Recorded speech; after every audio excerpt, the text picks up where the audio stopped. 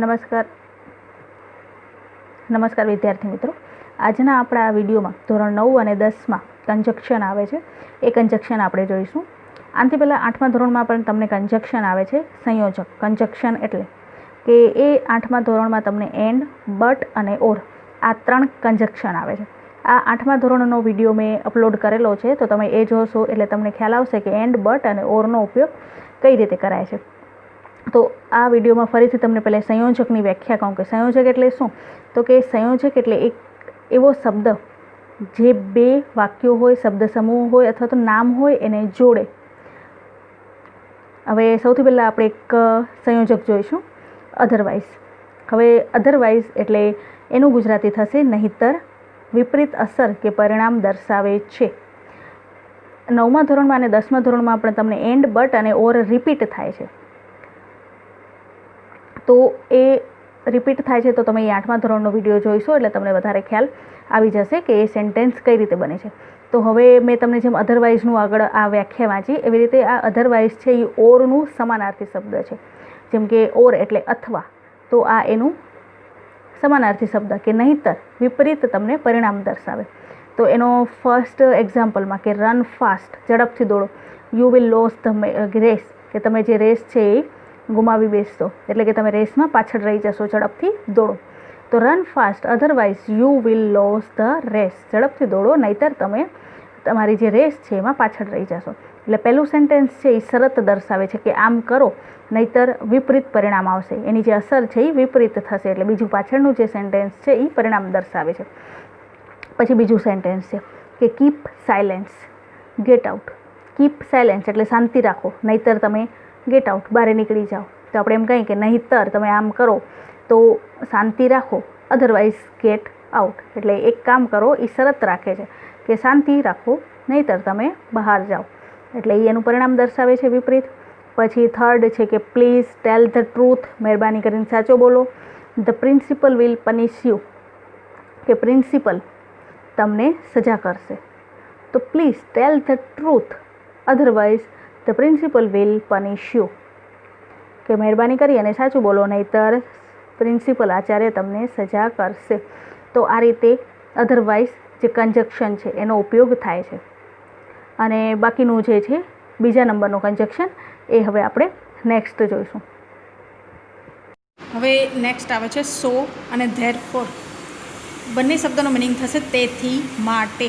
કે સો એટલે તેથી અથવા તો માટે, અને ધેરફોર એટલે પણ તેથી અથવા માટે. કે આ બંને શબ્દ સમાનાર્થી છે એટલે કે એકબીજાની જગ્યાએ ઉપયોગ કરી શકાય છે. હવે આ સેન્ટેન્સમાં આપણે આનો ઉપયોગ કારણ અને પરિણામ દર્શાવે છે. એમાં જે પ્રથમ વાક્ય હોય છે, પહેલું જે વાક્ય હોય છે એ કારણ દર્શાવે છે, પ્લસ સો એટલે કે તમે સો અથવા ધેરફોર મૂકો વચ્ચે, અને જે બીજું વાક્ય છે એ આપણને પરિણામ દર્શાવશે. તો પ્રથમ એમ કે અહીંયા લખેલું છે સેન્ટેન્સમાં કે રહીમ વોઝ બ્રેવ, રહીમ બહાદુર છોકરો હતો. હી કુડ કેચ ધ થીફ, તે ચોરને પકડી શક્યો. તો હવે રહીમ બહાદુર હતો તેથી અથવા તો માટે તે ચોરને પકડી શક્યો. આપણે ગુજરાતીમાં એવી રીતે સેન્ટેન્સ બનાવીએ. તો અહીંયા પણ એવી જ રીતે કે Rahim was brave so he could the thief. હવે અહીંયા સો પણ મૂકી શકો અને એની જગ્યાએ તમે ધેરફોર પણ મૂકી શકો કે Rahim was brave therefore he could catch the thief. પછી સેકન્ડ કે બીના વોઝ સેડ, બીના દુઃખી હતી. She did not come in the party, તે પાર્ટીમાં આવી ન હતી. તો Bina was sad so she could not come in the party. અથવા Bina was sad therefore she could not come in the party. એટલે કે સો અને ધેરફોર આપણે એકબીજાની જગ્યાએ લઈ શકીએ છીએ કારણ કે તે બંને સમાનાર્થી શબ્દ છે. પછી થર્ડ કે મીરા ઇઝ નોટ વેલ, મીરાને સારું નથી. She will not come to school, તે સ્કૂલ આવશે નહીં. તો Meera is not well therefore she could not come to school, કે મીરાને બરાબર નથી તેથી તે સ્કૂલે આવશે નહીં, અથવા તો માટે તે સ્કૂલ આવશે નહીં. કે પહેલું સેન્ટેન્સ આપણને કારણ દર્શાવે છે અને બીજું સેન્ટેન્સ છે એ આપણને પરિણામ દર્શાવે છે. એટલે કે સો અને ધેરફોર તેથી અથવા માટે. હવે આપણે થર્ડ જોઈએ. હવે થર્ડ આવે છે આઈધર ઓર. એનું ગુજરાતી થશે આ, કે, તે બેમાંથી એક અથવા પહેલું, બેમાંથી એક લેવાનું, તે કે પહેલું. એટલે કે બે વિકલ્પો હોય એમાંથી કોઈ એક દર્શાવવા આઈધર ઓર વપરાય છે. આઈધર ઓર હકારમાં વપરાય છે પોઝિટિવ સેન્ટેન્સીસમાં, કે બેમાંથી એક કામ કરશે અથવા બેમાંથી એકની પસંદગી કરશે, ત્યારે આઈધર ઓર વપરાય છે. પહેલું સેન્ટેન્સીસ કે ગીવ મી અ બુક, ગીવ મી અ મેગેઝિન. તો ગીવ મી અ બુક, કાં મને બુક આપ અથવા તો મને મેગેઝિન, બેમાંથી એક, બંને નહીં. તો ત્યારે ગીવ મી એટલે કે આપ, અને પછી જે બે વસ્તુઓ હોય છે જે વિકલ્પ દર્શાવે છે એની વચ્ચે આઈધર ઓર મુકાય છે, કે either a book or a magazine, book અથવા મેગેઝિન. એટલે આ યાદ રાખવું પડે કે તમારે આઈધર ઓર ક્યાં મૂકવાનું છે, કે પહેલો જે શબ્દ હોય જે વિકલ્પ દર્શાવતો હોય, બેમાંથી એક વિકલ્પ એની આગળ આઈધર મૂકવાનું, પછી એ વિકલ્પ બીજો આવે એની આગળ ઓર મૂકવાનું. એટલે કે અહીંયા બુક છે તો બુકની આગળ આઈધર, અને મેગેઝિન છે તો મેગેઝિનની આગળ ઓર. પછી second, mother will prepare sweets. Mother prepare કરશે એટલે તૈયારી કરશે સ્વીટ્સ, મીઠાઈની. Mother will bake a cake, અથવા તો કેક બનાવશે, બંને નહીં પણ બંનેમાંથી એક બનાવશે. તો mother will either prepare sweets or bake a cake. એટલે કે મધર વિલ પછી આઈધર, અને પહેલી વસ્તુ છે સ્વીટ્સ એટલે prepare sweets or bake a cake. પછી third, Neha will watch a movie, Neha will go for a picnic. હવે નેહા છે એ એની વિકલ્પ દર્શાવે છે કે કાં એ પિક્ચર જોઈશે મૂવી, અને અથવા તો એ પિકનિક ઉપર જઈશે. તો કે Neha will either watch a movie or go for a picnic. એટલે આઈધર ઓરના સેન્ટેન્સીસમાં તમારે એવી રીતે યાદ રાખવાનું કે આઈધર પહેલાં વિકલ્પની આગળ અને ઓર બીજા વિકલ્પની આગળ. તો આવી જ રીતે આઈધર ઓર મુકાય. હવે એના પછી જોઈશું નાઈધર નોર, કે નાઈધર નોર એટલે એનું ગુજરાતી એમ કે આ પણ નહીં અને પહેલું પણ નહીં, કે બેમાંથી એક પણ નહીં. હવે ફોર્થમાં છે નાઈધર નોર, એટલે કે એનું ગુજરાતી થશે આ પણ નહીં, પહેલું પણ નહીં, એટલે કે બંને નહીં. નોટ બતાવે છે પહેલા સેન્ટેન્સીસમાં, Mansi is not clever, Mansi is not hardworking. Mansi હોશિયાર નથી અને હાર્ડવર્કિંગ એટલે કે મહેનતું પણ નથી. તો કે માનસી ઇઝ નાઈધર ક્લેવર નોર હાર્ડવર્કિંગ. કે જેમ આઈધર ઓર મૂકતા હતા એવી જ રીતે એની જે વિશેષતા બતાવે છે એની એકની આગળ નાઈધર અને બીજી વિશેષતાની આગળ નોર, એટલે કે બે વિશેષતાની વચ્ચે નોર આવે છે અને આગળ નાઈધર આવે છે. પછી સેકન્ડ છે કે I will not visit Jaipur, I will not visit Udaipur. એટલે કે જયપુર અને ઉદયપુર આ બંનેની મુલાકાત હું લઈશ નહીં. તો I will visit neither Jaipur nor Udaipur. Third, Ratan can not understand Gujarati, કે રતન ગુજરાતી સમજી શકતો નથી, અન્ડરસ્ટેન્ડ, અને he can not speak Gujarati, તે ગુજરાતી બોલી પણ શકતો નથી. તો કે Ratan can neither understand nor speak Gujarati. Neither નોરના જે સેન્ટેન્સીસ હોય છે એ સેન્ટેન્સીસ નકાર હોય છે, એટલે કે જે આ શબ્દ જોડી હોય છે એ નકારાત્મક હોવાથી તેમની સાથે જે નોટ હોય છે સેન્ટેન્સમાં, એ આપણે જ્યારે નાઈધર નોર મૂકીએ છીએ એના સેન્ટેન્સમાં તો એ નોટ ક્યારેય સાથે આવતો નથી, એટલે કે નોટ નીકળી જાય છે.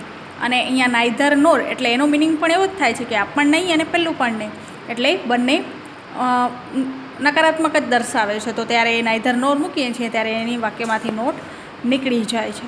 હવે એના પછીનું જોઈએ. હવે એમાં બીકોઝ છે, બીકોઝનો મિનિંગ કારણ કે એવો થાય છે, અને સેન્ટેન્સમાં કારણ દર્શાવવા વપરાય છે. એમાં જ પ્રથમ વાક્ય છે એ પરિણામ દર્શાવશે પ્લસ બીકોઝ, અને બીજું વાક્ય છે એ તમને કારણ દર્શાવે છે. પહેલું સેન્ટેન્સ છે કે મધર વોઝ એંગ્રી, વીણા કેમ હોમ લેટ. સેન્ટેન્સમાં એમ છે કે માતા ગુસ્સે હતા, વીણા કેમ હોમ લેટ ઘરે મોડી પહોંચી, એટલે કે કેમ આવી, એ ઘરે મોડી આવી. તો મધર વોઝ એંગ્રી બિકોઝ વીણા કેમ હોમ લેટ. એટલે કે પ્રથમ વાક્ય પરિણામ દર્શાવે છે કે માતા ગુસ્સે હતા, કારણ કે, તો બીજું વાક્ય કારણ દર્શાવે છે કે મીના નામની એની જે છોકરી હતી એ ઘરે મોડી પહોંચી એટલે માતા ગુસ્સે હતા. પછી સેકન્ડ કે you should not play outside, તમારે ઘરની બહાર, આઉટસાઇડ એટલે બહારની સાઈડ, પ્લે રમવું, અને યુ શુડ નોટ રમવું ન જોઈએ, કે તમારે બહારની સાઈડ ન રમવું જોઈએ. ઇટ ઇઝ વેરી હોટ, બારે ખૂબ જ ગરમ છે. તો you should not play outside because it is very hot. હવે થર્ડ વાક્ય કે ત્રીજા વાક્યમાં કારણ દર્શાવવા બીકોઝનો ઉપયોગ થાય છે. અને સામાન્ય રીતે એમ કે વાય કોઈ પરિસ્થિતિના સંદર્ભમાં જો પ્રશ્ન પૂછવામાં આવે અને વાય હોય તો ત્યારે આપણે બીકોઝ દ્વારા એ પરિસ્થિતિ જે જન્ય હોય છે એનું કારણ આપણે દર્શાવીએ છીએ. તો એક્ઝામ્પલ એ રીતે પણ મૂક્યું છે કે વાય આર યુ લેટ, તમે શા માટે મોડા થયા, તો એ કારણ આપણે દર્શાવવાનું છે. તો ત્યારે કારણ એમ કહી શકાય કે બીકોઝ, કારણ કે, પછી જે પણ કોઈ કારણ હોય કે આઈ મિસ્ડ ધ બસ, કે મારી બસ મોડી થઈ. તો એ કંઈ કારણના વ્યાજબીપણાનું સમર્થન કરવા માટે અહીં કંઈ મોડા પડવાનું જે કારણ દર્શાવે છે તો એના માટે પણ આપણે આ બીકોઝ એના દ્વારા આન્સર આપીએ છીએ. તો ટૂંકમાં કે બીકોઝ એટલે કે કારણ કે પ્રથમ વાક્ય પરિણામ દર્શાવે અને બીજું વાક્ય છે એ આપણને કારણ દર્શાવે છે, પાછળનું સેન્ટેન્સીસ. હવે આવે છે સો ધેટ. એ ક્રિયાનો હેતુ દર્શાવે છે. એનું ગુજરાતી થશે જેથી. પહેલો એનું એક્ઝામ્પલ છે કે I will give you a pen, you can write nicely. એટલે કે આમાં પહેલે I will give you a pen, હું તને પેન આપીશ, એટલે એ પેન આપવાનો આશય છે. અને એનું આશય શું, તો કે યુ કેન રાઇટ નાઇસલી, તો તમે એનાથી સારું લખી શકશો. એટલે કે I will give you a pen so that, કે હું તમને પેન આપીશ જેથી તમે સારું લખી શકાય. કે સો ધેટ પછી સબ્જેક્ટ એટલે કે જે કર્તા છે એ આવે છે અને મેઇન વર્બ એટલે કે મુખ્ય ક્રિયાપદ આવે છે. અને સો ધેટ એટલે ક્રિયાનો હેતુ મતલબ પર્પસ ઓફ ધ એક્શન, ક્રિયાનો મુખ્ય હેતુ દર્શાવે છે. પછી સેકન્ડ કે gate ready fast, you can rich school on time, ઝડપથી તૈયાર થઈ જાઓ. You can rich school on time, તો જેથી તમે સ્કૂલે ઓન ટાઈમ સમયસર પહોંચી શકશો. તો gate ready fast so that you can rich school on time, કે જેથી કરીને તમે સ્કૂલે બરાબર સમયસર પહોંચી શકો. તો પહેલો એમ કહેવાય કે આશય બતાવે છે અને બીજું તમે સમયસર સ્કૂલે પહોંચી શકો છો. So that. એના પછી હવે જોઈએ, હવે જે સંયોજક આવે છે યેટ અને સ્ટીલ. આ પણ બટની જેમ જ છે કે યેટ એટલે છતાં પણ, સ્ટીલ એટલે તેમ છતાં, યેટ છતાં પણ અને હજુ સુધી. કે આ સંયોજક છે એ બે વાક્યની વચ્ચે વિરોધાભાસ દર્શાવે છે. પહેલું સેન્ટેન્સ છે કે હી હેઝ ગુડ જોબ, તેની પાસે સારી જોબ છે. હી લુક્સ અનહેપી, પણ એનો જે અનહેપી છે, લુક્સ એટલે મતલબ એને દુઃખ જ થાય છે. તો he has a good job steel he looks unhappy, કે તેની પાસે જોબ છે છતાં એ અનહેપી દેખાય છે. હર આઈસ આર વીક, તેની આંખો નબળી છે. સી વોચિસ ટીવી, તે ટીવી જોવે છે. એટલે વિરોધાભાસ દર્શાવ્યો કે આંખ નબળી છે છતાં એ ટીવી જોવે છે. તો ત્યારે યેટ અને સ્ટીલ એ બેમાંથી તમે એક મૂકી શકો છો. કે આઈ એમ પુઅર, હું ગરીબ છું, બટ આઈ એમ હેપી, તો એ બટ એટલે એ પણ, અને અહીંયા પણ છતાં પણ વિરોધાભાસ દર્શાવે છે. કે સી હેડ મોર રૂપીસ, તેની પાસે ઘણા રૂપિયા હતા. યેટ સી લુકડ સેડ, તેમ છતાંય એ લુકડ સેડ એ દુઃખી દેખાય છે. રૂપિયા છતાં ઘણા બધા હોય છે છતાં તે દુઃખી દેખાય છે. તો આ રીતે વિરોધાભાસ સેન્ટેન્સમાં દર્શાવે છે યેટ અને સ્ટીલ. હવે એના પછીનો એક જોઈએ. હવે એના પછીનો જે છે એ ધો અને ઓલ્ધો, એટલે કે જો કે છતાં પણ. આ બંને શબ્દો છે એ પણ વિરોધાભાસ દર્શાવે છે. અને આ શબ્દ વાક્યની શરૂઆતમાં કે વચ્ચે આવે છે. પહેલું કીધું છે સેન્ટેન્સ કે he is clever he failed, તે હોશિયાર છે તે ફેલ થયું. એટલે હોશિયાર છે પણ એનું જે જવાબ આવ્યો પાછળ જે દર્શાવે છે એ ફેલ, વિરોધાભાસ દર્શાવે છે. એટલે ધો he is clever he failed, કે તે હોશિયાર છે છતાં પણ ફેલ થયો, એટલે વિરોધાભાસ દર્શાવે છે. એટલે તમે આને સ્ટાર્ટિંગમાં ધો મૂકો. પછી સેકન્ડ કે હી is poor he is happy, તે ગરીબ છે છતાં હેપી, ખુશ છે. તો although he is poor he is happy. પછી થર્ડ, આઈ વર્કડ હાર્ડ, હું ખૂબ મહેનત કરું છું. I do not get good marks, મને સારા માર્ક્સ મળતા નથી. તો કે ઓલ ધો આઈ વર્કડ હાર્ડ, હું મહેનત કરું છું છતાંય મને સારા માર્ક્સ મળતા નથી. તો ધો અને ઓલ ધો વાક્યની સ્ટાર્ટિંગમાં. તો આ રીતે અહીંયા ધો અને ઓલ ધોનો આપણે જોયું. હવે એના પછી એક છે ઓર એલ્સ.